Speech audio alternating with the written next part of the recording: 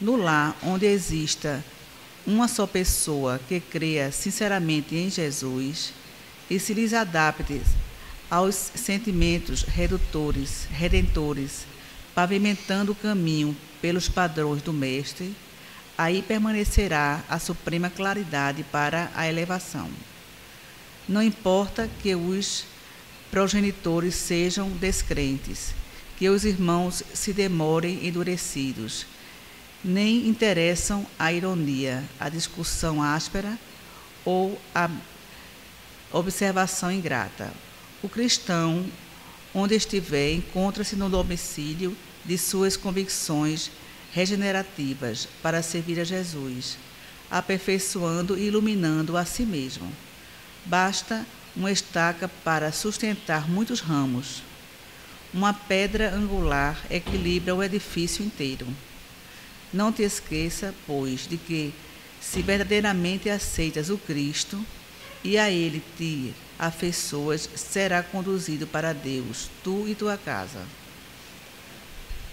Realmente a fé, certo, em Deus, né, uma coisa que já nasce com a gente, uma coisa que já é inata. Então, quando a gente desenvolve essa fé, né, com raciocínio, com lógica, então a gente é aquela árvore profunda, aquela que tem o solo é fértil e a árvore, as suas raízes, elas se fincam realmente com fortaleza. E é o que nos equilibra, entende? Porque tudo, né, estava até conversando, eu vi um comentário, né, que a gente deve sempre, todos os dias, entende? No nosso lar, né, na tua casa, dentro da gente, sempre agradecer. Então, não esquecer nunca de agradecer diariamente, certo? Porque seria uma forma também de oração, porque é quando a gente tem essa convicção. Então, o que nos impulsiona, né, para a vida é a nossa fé. Uma pessoa que não tem fé, realmente, são pessoas que são infelizes, pessoas vazias, porque a fé que nós sedimentamos cada vez mais em nós é uma coisa que é para sempre. Então, jamais a gente, o cristão jamais pode se ver sem essa fé, não é?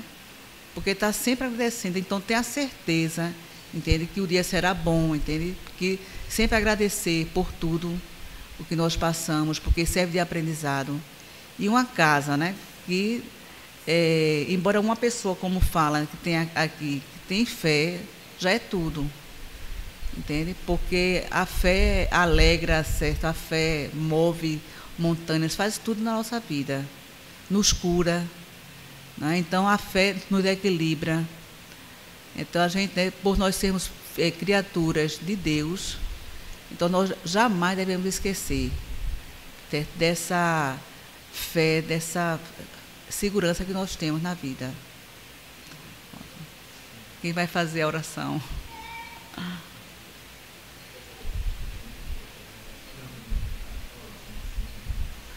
Eu vou fazer.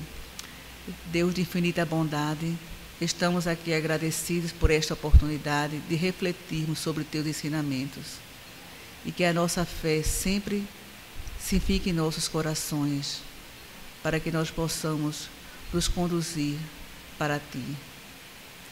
Abençoa esta casa de oração, de trabalho, de amor, e a espiritualidade superior aqui presente possa nos ajudar sempre. Assim seja.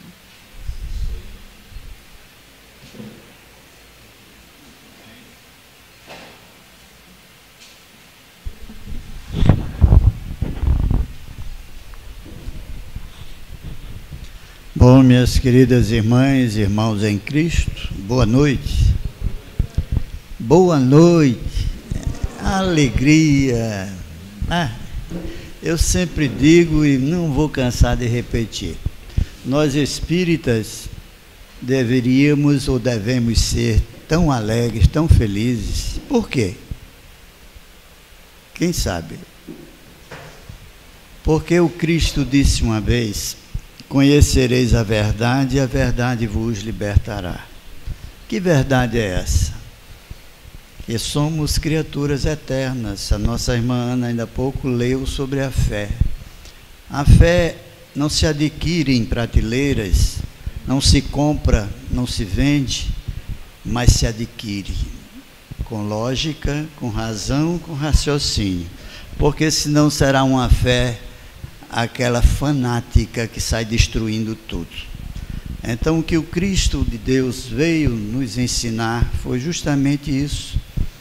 Quando nós observamos as suas bem-aventuranças, bem-aventurados os pobres de espírito, ele se referia a quê? Ser humilde. Bem-aventurados os brandos, os pacíficos, porque o que a gente está vendo hoje, apesar de toda a tecnologia que não podemos negar, o nosso planeta está aí vendo, né? A maldade também está cada vez maior. Estão se aperfeiçoando de como fazer o mal. E sabemos que, como somos criaturas eternas e que já acreditamos nesta doutrina, que é uma luz para todos aqueles que, com lógica, com razão, com raciocínio, querem estudá-la, querem compreendê-la e segui-la, é isso que eu chamo de alegria. Então, muita gente hoje eu vi reclamando da chuva. Mas como é bom a chuva! Ioniza o ar que nós respiramos, faz uma limpeza nos telhados que estão cheios de micróbios, de bactérias, não é? Enche, não é?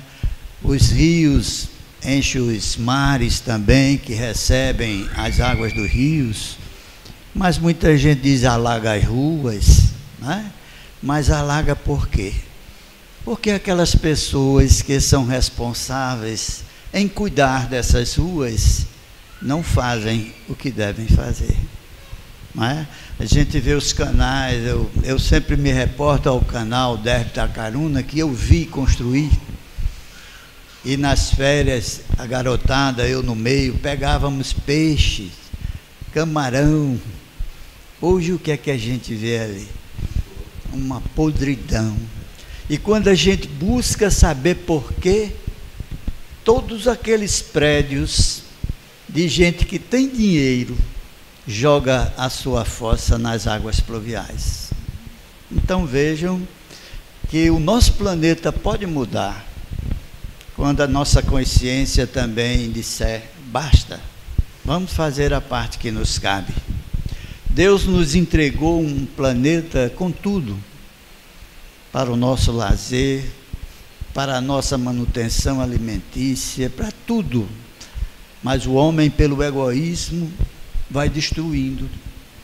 Então, essa fé que Emmanuel fala através do nosso Chico, é muito importante que a gente possa, logo cedo, começar a dizer: Deus é bondade, Deus é justiça, Deus é amor. E a gente parte de um princípio onde no Livro dos Espíritos, na questão 115, Kardec pergunta: Deus criou uns espíritos bons e outros maus? Qual é a resposta? Não. Todos nós fomos criados simples, ignorantes para as coisas da ciência, mas nos dotou Ele de um princípio de inteligência, nos dotou Ele de uma liberdade, livre-arbítrio, não é? E isso é que faz uma pessoa dizer: se Ele fez todos iguais, por que um sofre mais do que o outro? Porque um é preto, outro é branco, sem desmerecer a raça negra, nem nenhuma outra raça? Porque tanta diferença social, tantas coisas acontecem para uns mais do que para outros. Uns têm tudo mais facilmente, outros lutam para conseguir uma coisa e não conseguem. Então, as perguntas têm as respostas quando a gente entende que aquele que utiliza mal a sua inteligência, o seu livre-arbítrio, ele está entrando contra as leis divinas. E quem planta vai colher. Então, estou à disposição para que, se vocês, as senhoras e senhores, tiverem qualquer dúvida e eu puder responder, ou o Cacau, vamos fazer.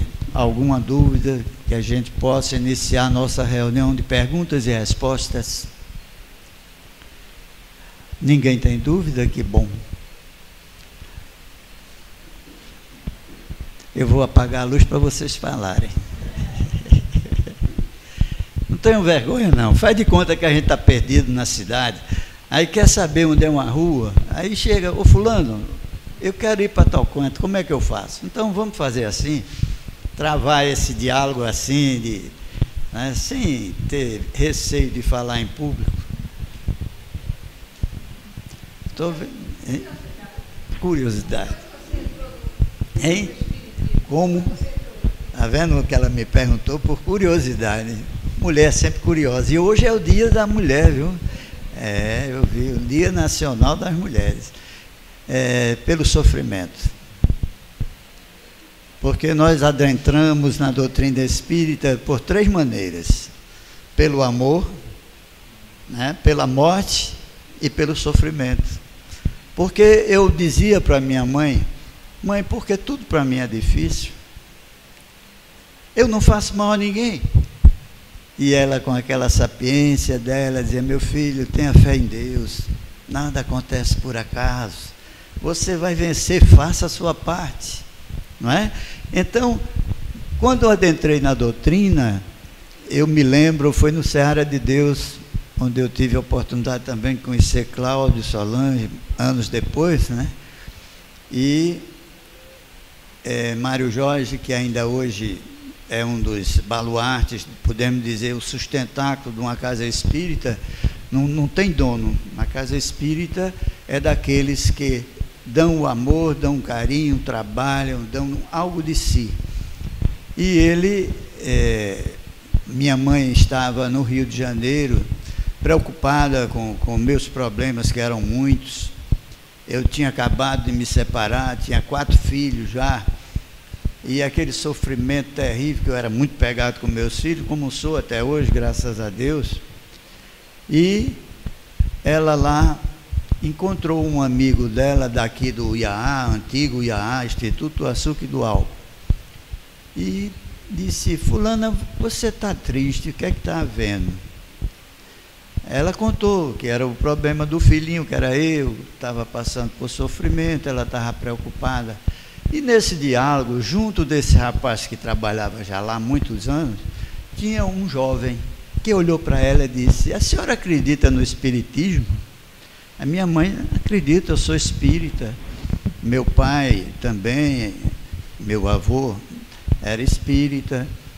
E aí ele disse: olha, lá no Janga tem uma casa espírita que é orientada por doutor Mário Jorge, manda ele procurar. E nisso minha mãe ligou imediatamente.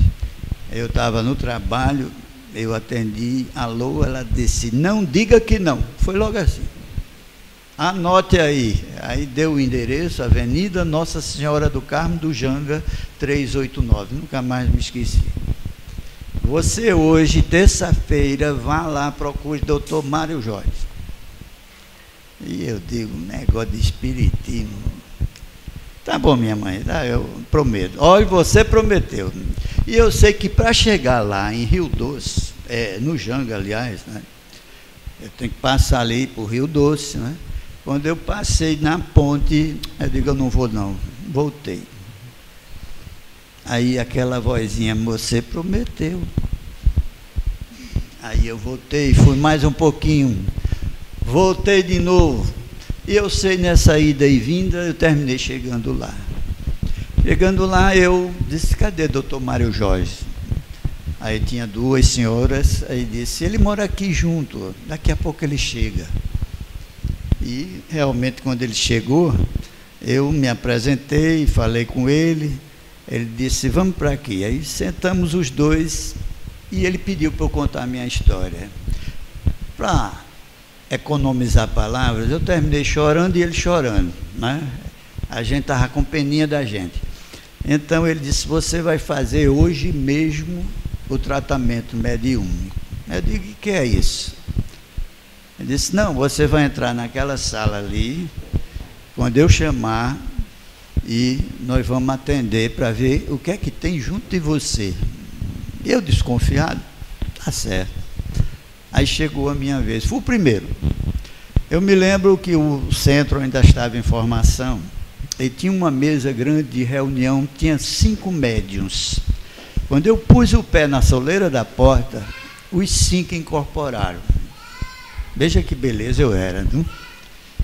E cada um que gritava de lá, acusações terríveis, e que eu dizia, eu fiz isso? Fiz não. Porque a gente se autoanalisa no momento presente. Aquele que ainda não teve o contato com a doutrina espírita, e que muitos aprendem com os familiares que espiritismo é coisa do Satanás, já chegam desconfiados, não é?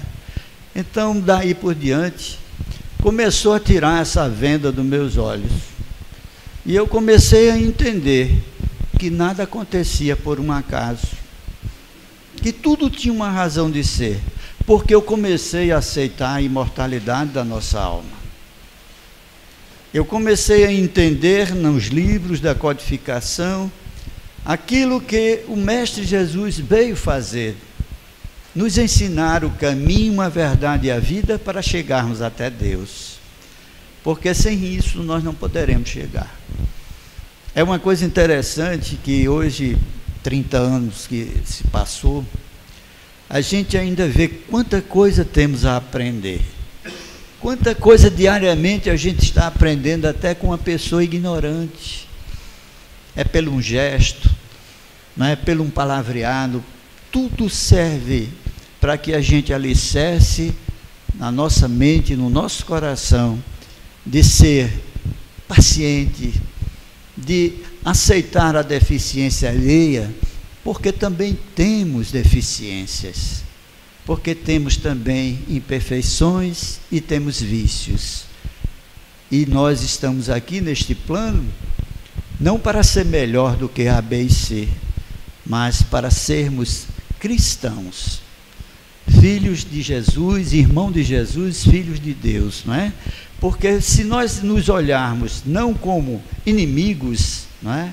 Porque em todo canto que a gente vai ter gente que às vezes tem ciúme da gente, tem inveja, começa a falar por trás, não é? Mas quando a gente alicerça esse conhecimento, a gente começa a orar por essa pessoa.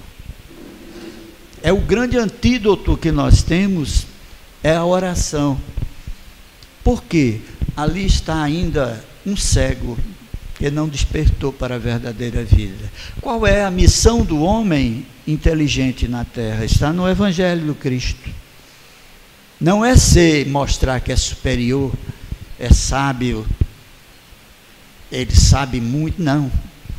É ajudar aqueles irmãos que estão abaixo a chegar aonde ele chegou.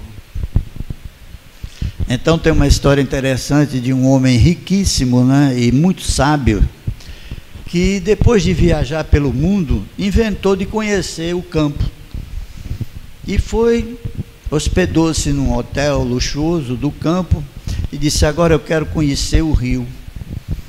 E chamou um canoeiro, e disse, eu quero descer rio abaixo. Você me leva, está aqui o dinheiro. Levo, doutor.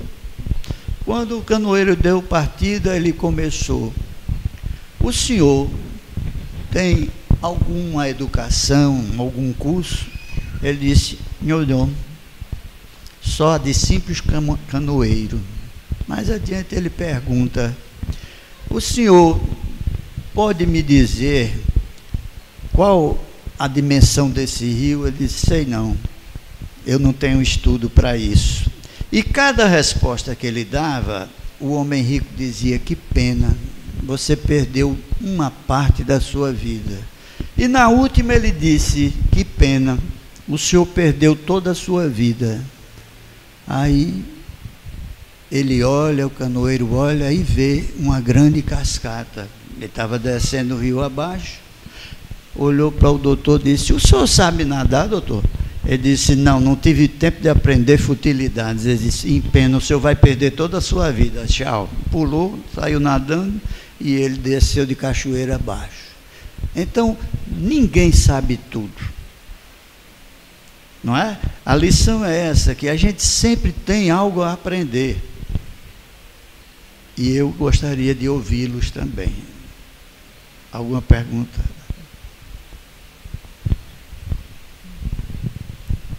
Eu vou ficar aqui olhando para vocês, vocês para mim. Não tenham vergonha, não. Não tem nenhuma dúvida. Pronto. É.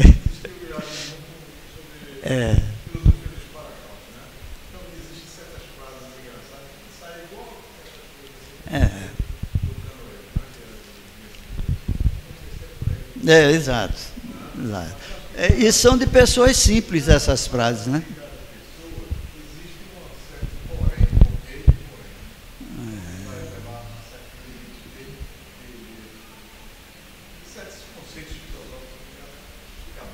Tem um que diz assim: eu não sou dono do mundo, mas sou filho do dono.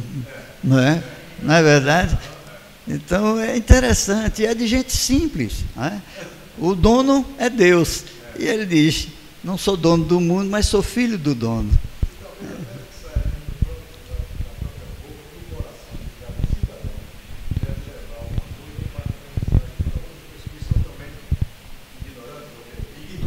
Exato, perfeito.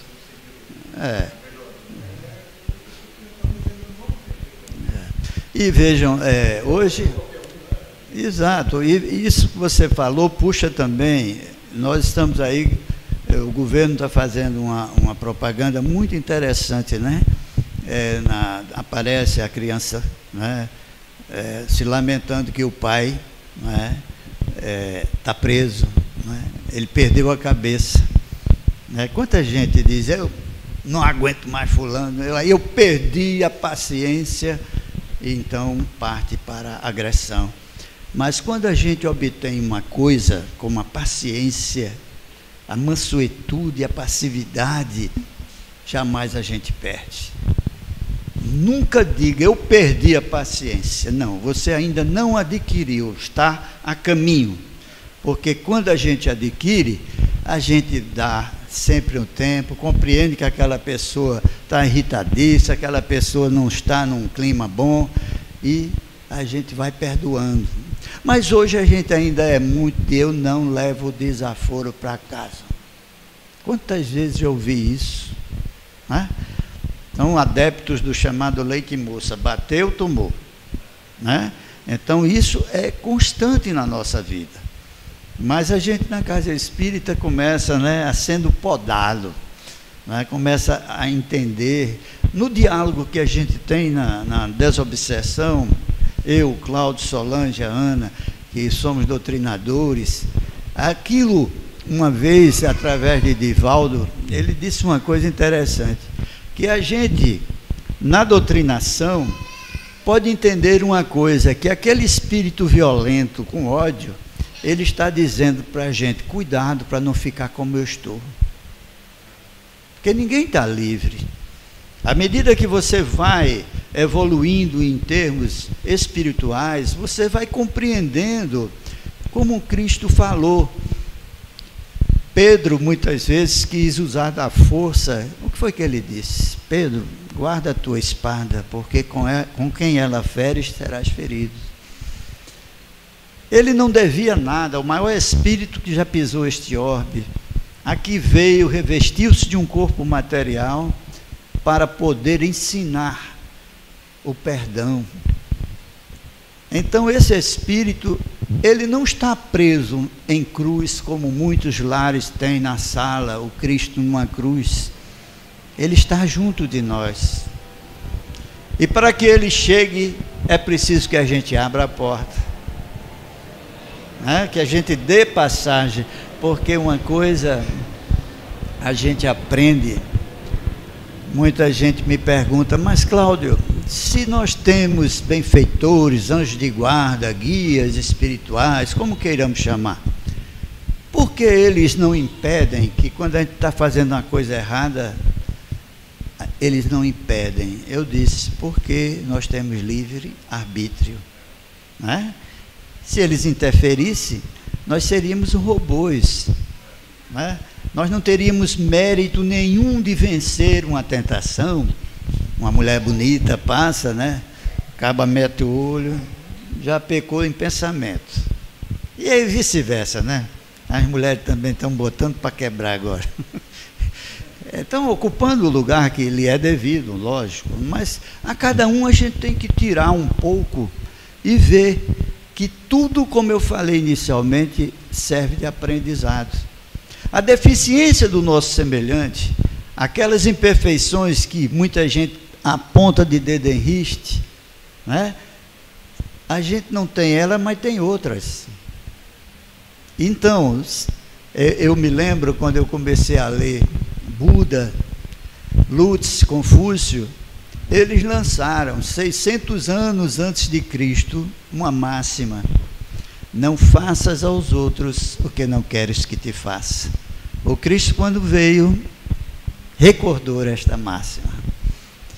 Seria tão bom o mundo se toda vez que a gente fosse fazer algo contra nosso semelhante, pensasse assim: eu gostaria que alguém fizesse o que eu quero fazer com ele, com ela? A resposta é não. Então não vamos fazer. É o começo do aprendizado, dessa escada evolutiva, passa por aí, em não dar ao nosso semelhante aquilo que nós não gostaríamos de receber. Então hoje a mídia está aí mostrando filho matando pai, mãe e vice-versa, não é? Jovens enveredando no crack, né? Está uma epidemia, podemos até dizer. É um sofrimento terrível. Mas aí a gente vê de quem é a culpa. É uma sequência de valores que muita gente só culpa o governo. Isso é problema do governo. Mas cada um de nós temos também uma responsabilidade. Não é? Nós hoje aqui estamos falando bem do Cristo. Eu sei lá quantas pedras eu já tirei nele. Então veja, Deus nos concede oportunidades para que a gente possa constantemente estar renovando. Muita gente diz: é meu destino sofrer. Não tem jeito para mim. Não. Nosso destino nós fabricamos, nós idealizamos diariamente. Nós não temos uma inteligência. Puxa, eu quero uma coisa, estou tentando conseguir, não estou conseguindo. Vamos refletir. Será que o caminho que eu estou tomando é o certo? Será aquela opção que eu quero fazer, por exemplo, eu quero ser médico, mas eu não tenho tendências para ser médico, e eu insisto. Jovens querem ser jogador de futebol, perde tempos e mais tempo, termina não fazendo nada, e poderia ser um grande técnico na eletricidade, na eletrônica, em qualquer campo, não é? Porque a gente tem que se descobrir, não insistir porque aquilo é rentável, aquilo dá dinheiro. Eu atendo muita gente que vem completamente assim, sem mais ânimo para nada, são formadas. Eu tive um colega de turma que formou-se comigo, repare, arquitetura, terminou fazendo medicina. Então, repare, enveredou pelo caminho, muitas vezes, porque o pai e a mãe, não, meu filho vai ser doutor, vai ser um advogado. Não, vamos exercitar o que o jovem tem de mais aguçado nele, né? Vamos dar a ele essa oportunidade dele ser um bom profissional. Porque vocês já pensaram, se todo mundo fosse formado, quem é que ia para o campo arar a terra, para que a gente recebesse o alimento no dia a dia, na nossa mesa? Não, eu sou doutor, vá você, também sou, então, ninguém fazia nada. Então, Deus gradativamente deixa espíritos, tanto missionários, como espíritos ainda, talvez saído do primitivismo, vir para um planeta de provas e expiação, para evoluir. Porque todos nós fomos criados para a evolução. E volto a repetir, uns demorarão mais do que outros, pelo mau emprego da sua liberdade, da sua inteligência. Está chegando, Cacau? Ele está afônico hoje, está me explorando, mas é isso mesmo, está vendo? Espírita explorando o outro no bom sentido.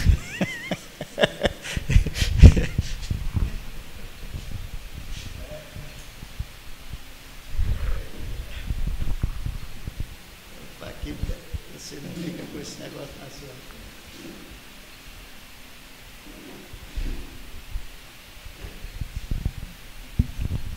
Minha gente, se eu perder a voz, aí Tatal vai ser obrigado a continuar por uma questão de caridade, né? Muito bem. Vamos às perguntas. Vamos lá. Tatal já esquentou o ambiente, né?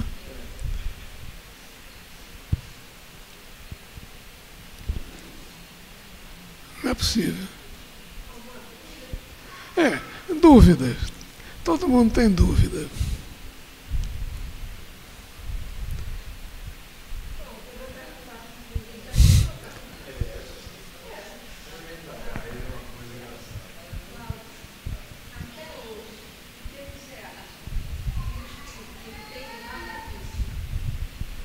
O Espiritismo tem de mais difícil, Solange perguntou isso, o que é que o Espiritismo tem de mais difícil? É a transformação da pessoa. A vida moderna, inclusive, dificulta muito isso, porque todos somos absorvidos pelas burocracias, os governos se tornam cada vez mais burocráticos, a gente fica sem tempo para as coisas do espírito. Então, o nosso problema é arranjar esse tempo, porque esse tempo é essencial para nós. É o mais importante. Não quer dizer que a pessoa não se dedique aos seus deveres do estado em que se encontra. Mas, além disso, é preciso arranjar tempo. E é raríssimo encontrar alguém, espírita ou não, religioso ou não, que renuncia a si mesmo para servir ao próximo. E é uma coisa interessante. O número de espíritos nos centros espíritas é muito maior do que o número de pessoas na carne trabalhando nos centros espíritas. Justamente porque esses espíritos que nos ajudam, orientam respeitando a nossa racionalidade, o nosso livre-arbítrio, a nossa lógica, o nosso bom senso. Então, esses espíritos ainda não são espíritos perfeitos. Ainda não são propriamente, em sentido estrito, espíritos superiores. Mas nós, que somos ainda bastante imperfeitos, não merecemos ainda uma orientação mais elevada. Porque essa orientação mais elevada seria desperdiçada conosco. Porque nós não conseguiríamos nem assimilá-la. Então, o mais difícil é na vida moderna, tecnológica, não é? O tempo que se gasta na frente do computador, o tempo que se gasta nas burocracias, nos impostos da renda, nas taxas de uma maneira geral, isso nos deixa, assim dizer, muito fatigados, e é preciso um esforço heróico para a renunciação que é indispensável ao bom andamento das casas religiosas. A pessoa precisa renunciar a si mesmo. Ensinou o Mestre Jesus: quem quiser vir após mim, isto é, quem quiser me seguir, tome a sua cruz e siga-me. Então a trajetória do cristão é uma trajetória de cruz. É uma trajetória da porta estreita, do caminho estreito. É a trajetória do caminho entre espinhos e não entre flores. Mas nós temos horror a espinhos, temos horror à dor, o que aliás é uma coisa instintiva, animal, e é muito difícil essa sublimação nossa para além do animal, no sentido do autenticamente hominal. Porque o autenticamente hominal é justamente a superação relativa do animal que nós fomos e que ainda somos residualmente. Segunda pergunta. Vamos lá.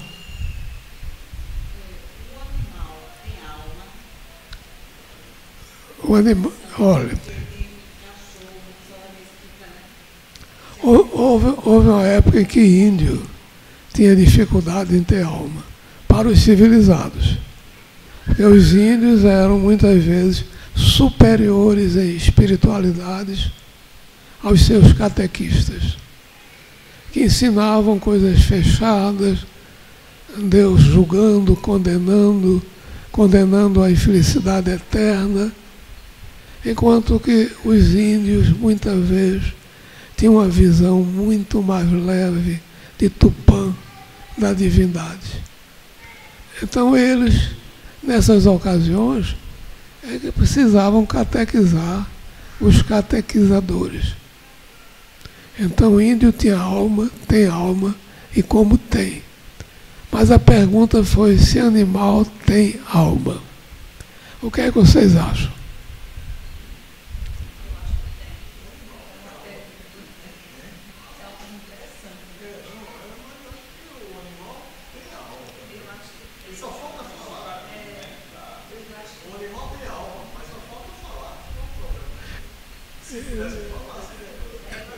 E às vezes fala. Mas o pior é que até os peixes se comunicam. Olha, há várias etapas na ciência.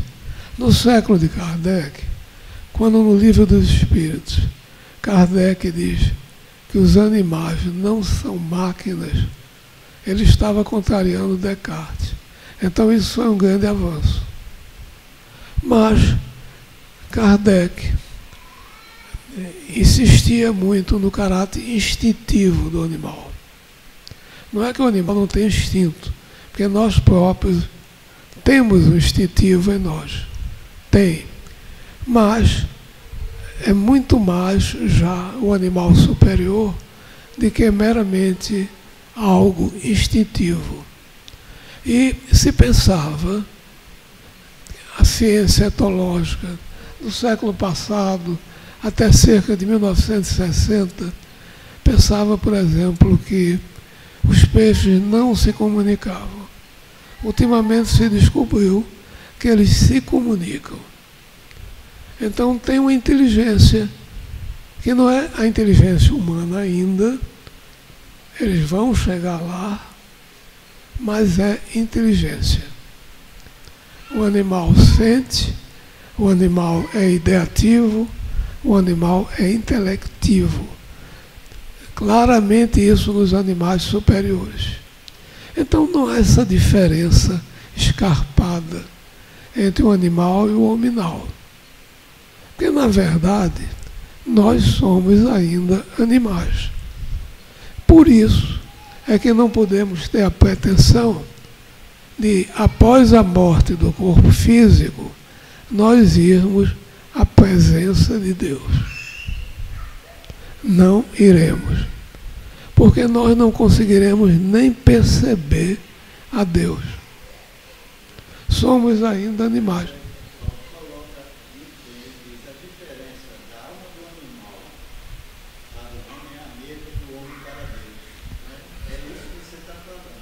Exatamente, é uma distância muito grande, porque Deus não tem forma, não tem matéria. Nós atualmente não temos a imagem e a semelhança de Deus. Não temos. Quando a Bíblia se refere que Deus criou o homem à sua imagem e semelhança, isso não é o presente do homem, é o seu futuro, quando for mais do que um espírito superior. For um espírito puro, angélico, esse sim, tendo a imagem e a semelhança de Deus, esse sim, tendo a presença de Deus. A questão 10ª do Livro dos Espíritos responde a uma pergunta que Kardec fez. Se poderia acessar a natureza íntima de Deus. E a resposta foi negativa. Não. Para isso, falta a vocês um sentido. A questão 11ª diz que é o seguinte: quando os homens, pela sua perfeição, tiverem se aproximado de Deus e tiverem se desmaterializado completamente, aí verão a Deus e o compreenderão. Esse verão a Deus ainda é uma linguagem humana. Perceberão a Deus será melhor. Terceira pergunta. Olha, a voz está acabando e Tatal está ameaçado.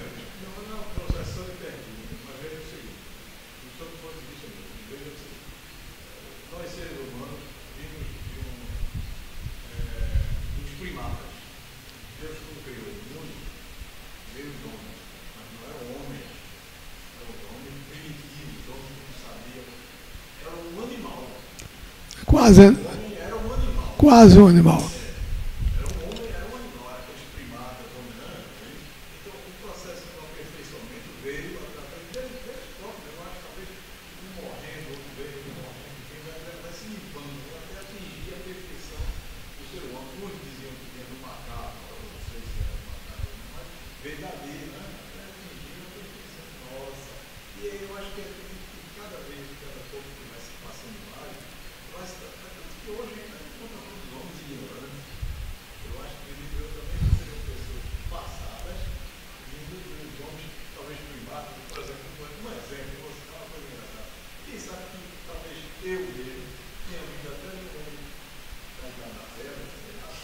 Com certeza. Não há dúvida, não.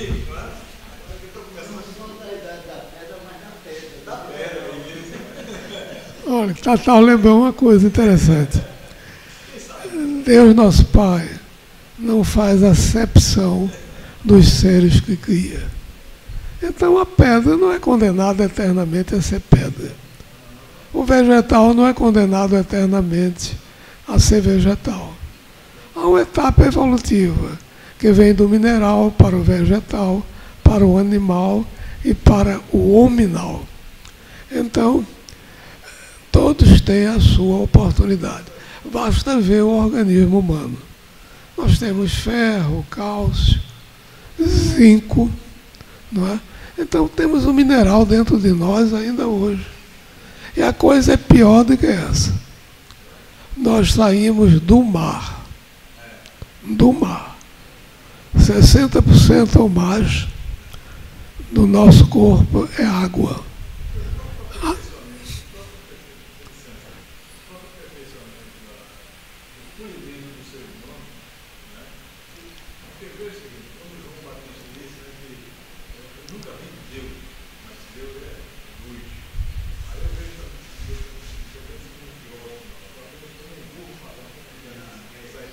Não apoiado.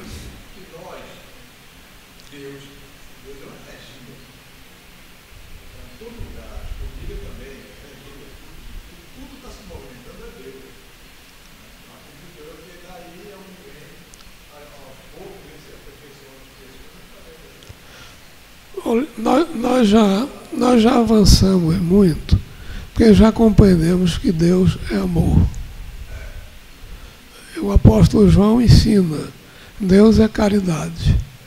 E o que permanece na caridade, permanece em Deus e Deus nele. Então isso é muito importante. Deus não condena eternamente ninguém. Aliás, o próprio Papa Francisco, ele soltou uma frase muito importante. Eu não sei como é que ele vai se haver com a cúria romana, porque ele disse: Deus não condena ninguém. Ele apenas ama e perdoa. De onde se pode deduzir? Nós e outros espíritos imperfeitos como nós é que nos condenamos, nos afastando do bem e sintonizando com o mal. O mal não é só matar, assassinar, roubar, furtar. O mal é qualquer omissão ou ação que contrarie o bem. Então, vocês estão vendo, André Luiz, em Missionários da Luz, ele deixa muito claro que o homem, no seu estágio atual, saiu do mar. Eu uma vez estava vendo um filme sobre a profundeza do oceano, e fiquei impressionado, porque tinha um peixe lá com a cara igualzinha à de uma pessoa humana. Mais ainda, ele lembra que nossa origem é as bactérias. Então vocês estão vendo como a misericórdia divina, o amor divino se estende a toda a criação. Deus não pode ser partidário, sectário, não pode ter parti pris. Ele ama todos os seres. E nossa escala evolutiva vai ser no sentido final do amor a todos os seres da criação. Todos, sem exceção. Francisco de Assis, ele não queria nenhum de seus frades com excessos contemplativos, porque a ênfase na contemplação significa alienação do bem e da prática do bem. E ele dizia: o claustro dos frades é o mundo, ação no mundo, caridade no mundo, levar Deus e Jesus ao mundo. Não ter uma religião apenas para benefício próprio, contemplando e contemplando. Os monges trapistas, por exemplo, nem falar falam. Uma vez por ano se encontram e só dizem uma frase: irmãos ou irmão, lembra-te de que hás de morrer. Esterilidade do ponto de vista do amor ativo. O cuidado com a própria alma é uma forma de egoísmo. Próxima pergunta.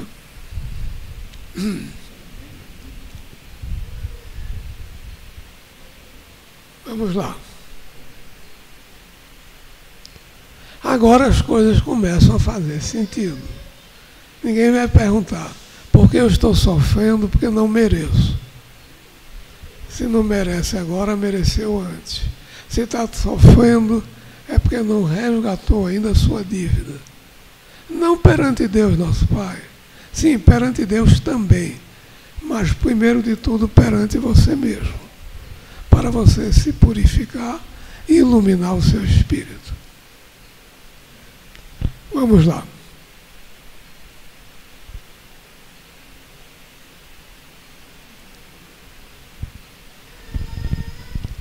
Não é possível que ninguém tenha dúvida nenhuma.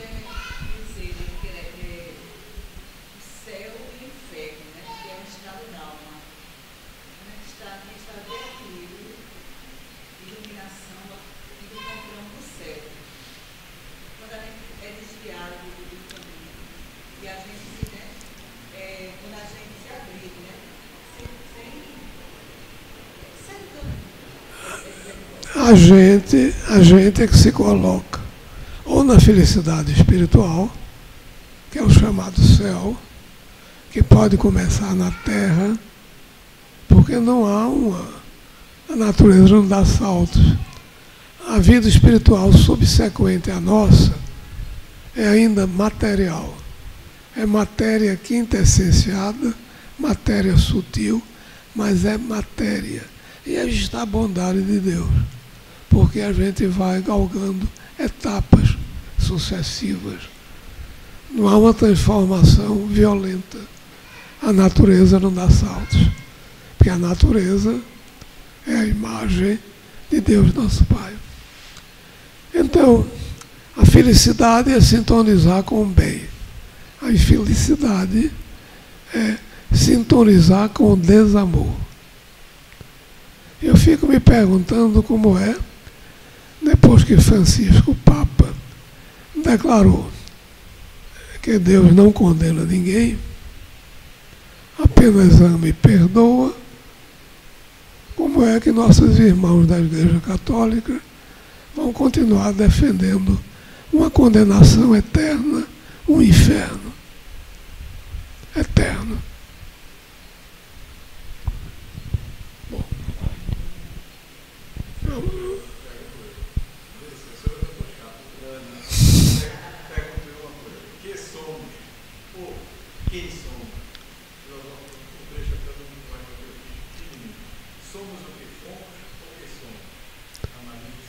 Nós somos as duas coisas. Somos o que fomos e somos o que somos. Os filósofos,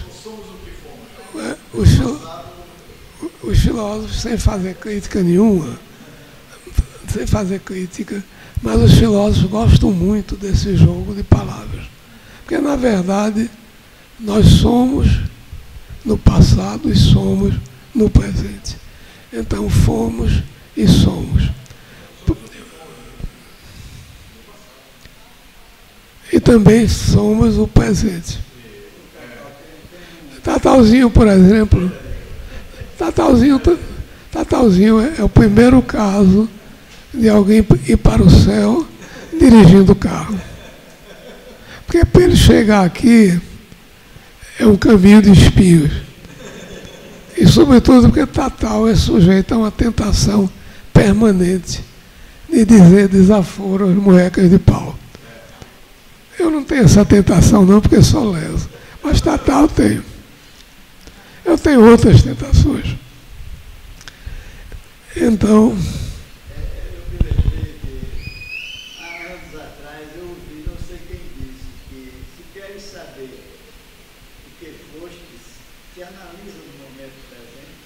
É verdade isso. É o recomeço. Entrar conosco, tudo que adquirir, né? É verdade. É a encarnação passada. É verdade. Você hoje ainda é uma pessoa egoísta, você foi egoísta e está aqui para melhorar isso. Não, a pessoa quer saber o que é que foi no passado. Nem sempre é conveniente essa ciência. Porque pode ser uma coisa muito chocante a pessoa descobrir que foi um assassino, uma coisa desse tipo. Então, o que se diz na literatura espírita é que pelas falhas atuais se tem uma ideia das falhas do passado. Porque aquilo não foi ainda lapidado, trabalhado e possivelmente ou provavelmente tem sua origem no passado. Muito bem, vamos lá.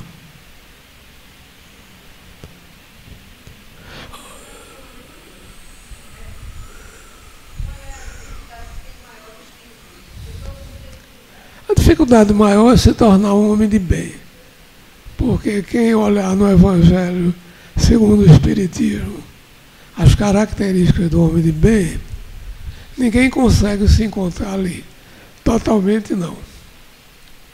Então, a gente tem a ideia nítida que ainda há um longo caminho a percorrer. Mas você imagine querer abreviar esse caminho. Se arrepende na hora da morte e vai para o céu. não se pode abreviar. Porque a gente tem um longo caminho na retaguarda e é lógico que tenhamos um longo caminho à nossa frente. Não há mágica na perspectiva espírita. Não há o sobrenatural. Tudo é natureza. Sobrenatural é aquilo que a gente não conhece ainda. Mas isso não é real. É apenas o desconhecido. Então, tudo é natureza física ou natureza espiritual. E as leis da natureza são fundamentalmente as mesmas, quer para a natureza física, quer para a natureza moral. Por exemplo, as leis de aproximação e de afastamento no espaço mental e no espaço social.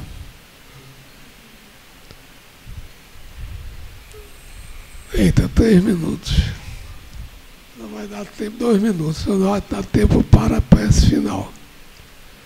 É muito antipático de cima para baixo. A Aninha já fez a prece inicial, então alguém, que não o pessoal que falou hoje, é que tem de fazer a prece final. Voluntário.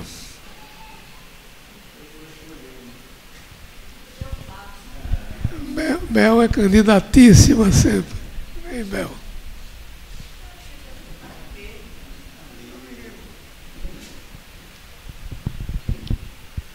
Bom, então já que está fazendo.